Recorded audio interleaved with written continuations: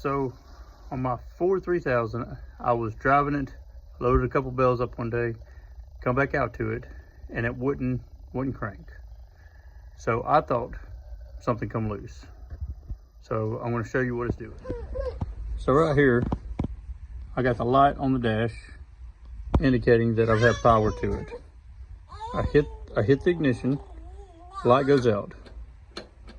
So I thought something come loose.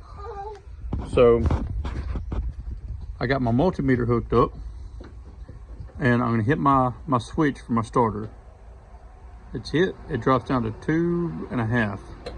So I've got my battery out of my big truck, and I'm just gonna take it, put it in, and see how that goes. All right, I got the new battery in.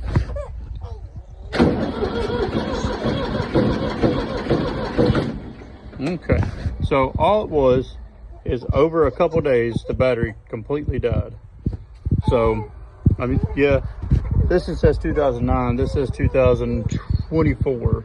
So, this came out of a 250 diesel, so it's got plenty of power for it.